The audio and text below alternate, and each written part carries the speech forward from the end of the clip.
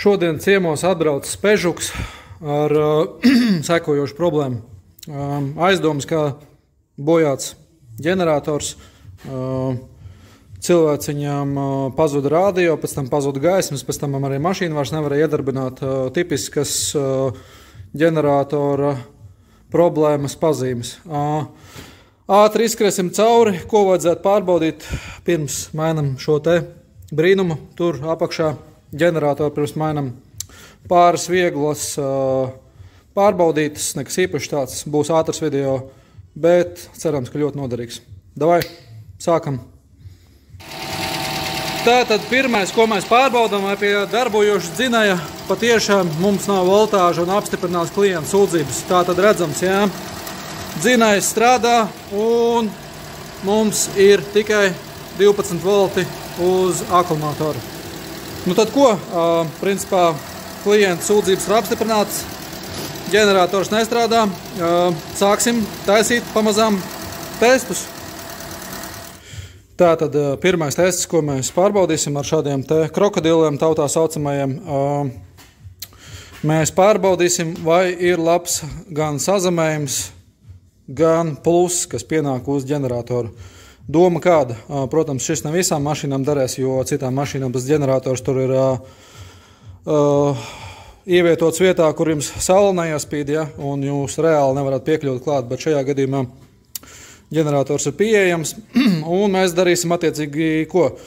Būs melnais žoklis uz ģeneratora korpusa un uz baterijas mīnusu savienosim ar šo te kabeli, un attiecīgi plusu savienosim ar akumulātoru plusu.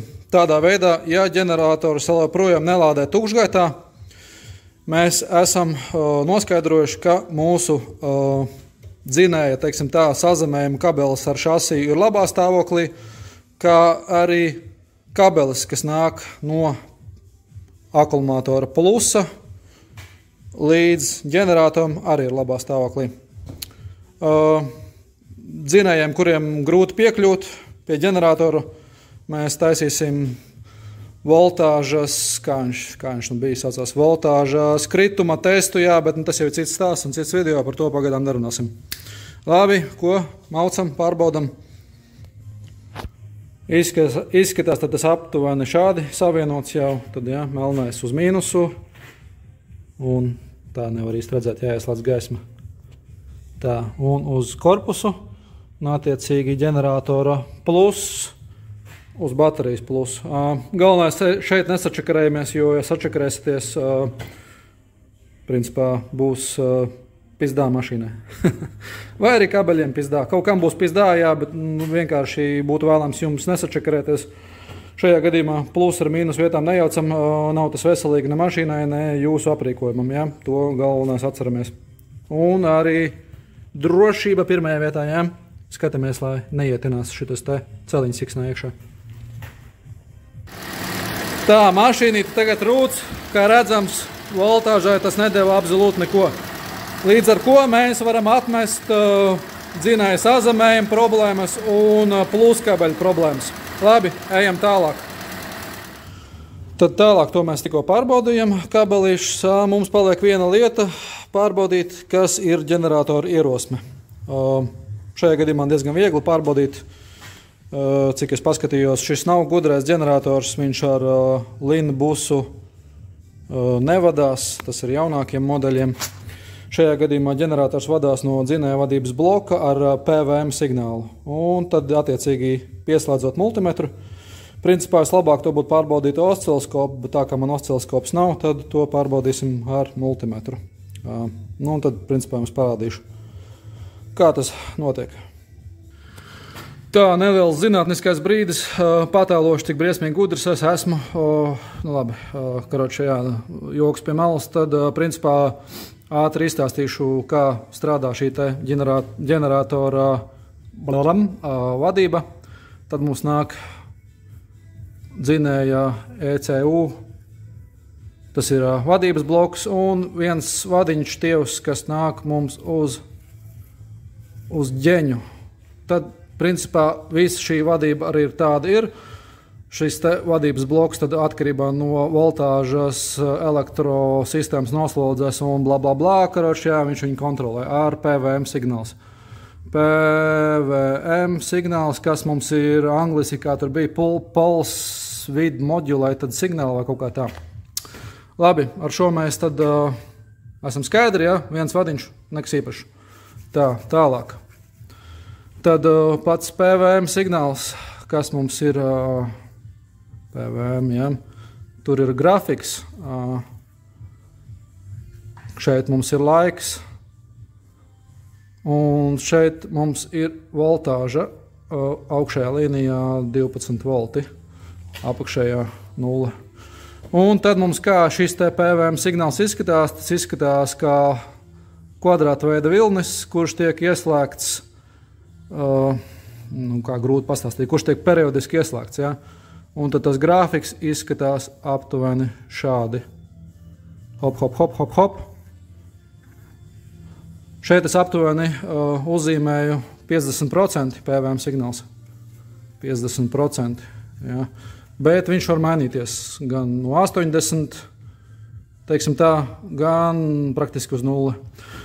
Un attiecīgi, ja mums ir PWM signāls 50%, tad mums uz multimetra, ja, mūsējā multimetra ar vadiņiem, ja, vadiņi, ja, zīmējas burvīgi, mums uz multimetra vajadzētu redzēt, ja attiecīgi PWM signāls ir 50%, mums vajadzētu redzēt aptuveni 6 voltus, ja. Multimetrs vienkārši ņem vidējo voltāžu rādījumu, kas attiecīgi 50% ir 6 volti, ja? Es ceru, ka sapratat. Cerams, ja? Labi, parādīšu dzīvē, kā tas strādā. Plus mīnus doma šāda, ātri izskrēt cauri. Jā, cerams, kaut kas aizķērās. Kaut kāda neliela informācija arī pieejama ir sakarā ar to testēšanu. Protams, ka viņš šeit piedāvā pieslēgt osciloskopu. Jā, tad šeit lūk tas, kā izskatās signāls pie ieslēgts aizdedzes, kad šis te vadības bloks cenšas sazināties ar ģeneratoru. Nu, kontrolēt, sazināties, nezinu, sauciet, kā gribat. Un šeit tad ir jau pie darbojoša dzinēja. Ja? Redziet, šis ir tas PWM signāls. Principā augšā lejā no 0 līdz kaut kādiem noteiktiem voltiem. Nu tālūk, jā, ja būtu osciloskops, būtu jau jautrāk nedaudz tā testēšana, bet, nu, pagaidām nākās iztikt ar multimetru. Jā, kaut kā tā. Tā tad strādājot, mums ir 1,5 volti. Tad setups pavisam vienkārši. Viens gals šajā te mazajā vadiņā, otrs gals pie baterijas. Un mēs saņemam no dzinēja vadības bloka 1,5 voltus. Tātad, ko tas mums nozīmē? Tas mums nozīmē to, ka šis te vadības bloks, teiksim tā, cenšas šo te ģeneratoru pamodināt, bet nekas viņam nesanāk, jo ģenerators ir miris. Un, principā, jā, esam visu pārbaudījuši. Un, principā, varam sākt ar ģeneratoru nomaiņu. Editoju video, lieku kopā visu un beigās sapratu, ka es pieļauju kļūdu vispār testējot šo te ģeneratoru. Ģeneratorā šo te signāla vadu vajadzēja testēt piespraustā veidā.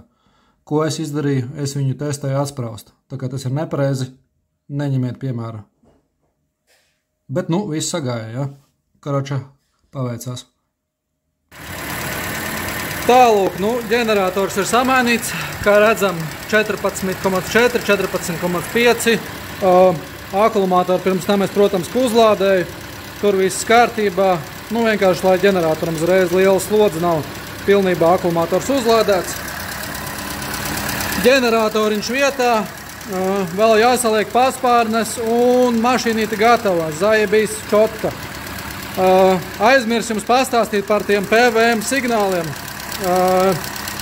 Es nezinu, atvainojos.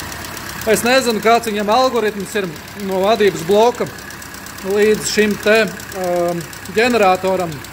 Bet principā tā kā es redzēju 1,5 voltus, tas nozīmē, ka šis te vadības bloks mēģina komunicēt ar ģeneratoru, ja, sauksim to tā. Un līdz ar to man nekas īsti vairs neinteresē, jo es redzu voltāžu, kas nāk uz šo te mazo vadiņu ierosmes, un līdz ar to viss kārtībā. Protams, būtu labāk, ja es to redzētu ar osciloskalpu. Daudz labāk, bet tā kā esmu pagaidām nabadzīgs, un arī slims jāizskatās, viens atvainojas. Tad pagaidām man osciloskopas vēl nav, bet kaut kad nākotnē es, protams, viņu iegādāšos, jo es gan baigais superelektriķis neesmu, bet principā jaunajām mašīnām bez osciloskopa ir grūti strādāt. Principā kaut kā tā, cerams, kādam kaut kas aizķērās, Pežuks 2, močijam, ģeņģis, bļrūts, viss čotka, bliežam tālāk, davai, pīs, čil, tiekamies nākamajās sērijās.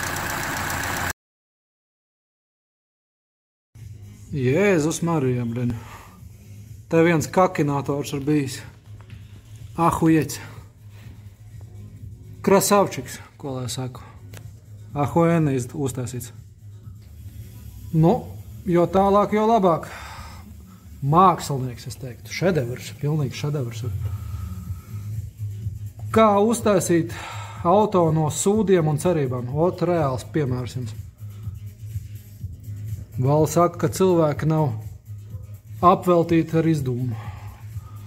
Mākslinieki, tvoju šmaķi.